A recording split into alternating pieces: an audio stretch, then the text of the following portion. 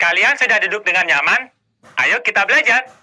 Pada video ini, kita akan mempelajari sistem koloid secara detail, yaitu dengan mengamati penyusun dari sistem koloid. Tapi sebelum itu, kalian ingat tidak koloid itu apa? Koloid merupakan suatu campuran heterogen yang sukar untuk berdifusi atau berpindah melewati selaput tipis yang disebut membran. Nah, jadi sifat koloid yang sukar berdifusi ini disebabkan oleh zat penyusunnya pada sistem koloid ya. Lalu apa saja nih Kak penyusun dari sistem koloid ini? Simak terus ya penjelasannya. Salah satu contoh koloid dalam kehidupan sehari-hari adalah santan. Coba kalian perhatikan.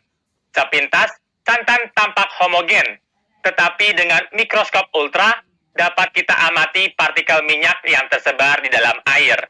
Jadi, santan bukan sistem yang terdiri dari satu fase seperti larutan, melainkan sistem yang tersusun dari dua fase.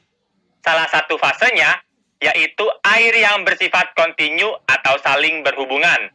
Sedangkan fase yang satu lagi adalah minyak yang bersifat diskontinu atau terputus-putus. Selanjutnya, fase kontinu disebut sebagai medium pendispersi, sedangkan fase yang diskontinu adalah fase terdispersi atau bisa disebut sebagai zat terdispersi. Jadi, secara garis besar, koloid tersusun dari dua bagian yaitu zat terdispersi dan medium pendispersi. Zat terdispersi adalah zat yang tersebar dalam suatu medium zat lain. Nah, medium zat lain tempatnya menyebar ini disebut dengan medium atau fase pendispersi. Perlu kalian ketahui bahwa zat terdispersi dalam koloid memiliki ukuran partikel dari 1 hingga 100 nanometer atau setara dengan 10 pangkat negatif 9 hingga 10 pangkat negatif 7 meter. Wah, ukuran partikelnya sangat kecil ya. Oleh karena itu, jika kita hanya mengamatinya dengan mata, maka sekilas tampak bahwa koloid adalah campuran homogen. Akan tetapi, jika kita menggunakan mikroskop dengan pembesaran 6.000 kali lipat, akan terlihat jelas bahwa partikelnya memiliki ukuran yang relatif besar sehingga sukar mengalami difusi dan menghasilkan campuran yang heterogen. Untuk lebih mudahnya, coba kalian bayangkan jika minyak goreng dituang ke dalam air, apa yang terjadi? Kalian mungkin berpikir bahwa nanti minyak dan airnya akan terpisah menjadi dua lapisan. Tenang, itu benar kok.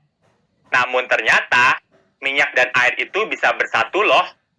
Syaratnya, partikel minyak yang tersebar di dalam air harus memiliki ukuran yang relatif kecil yaitu tadi, 1 hingga 100 nanometer.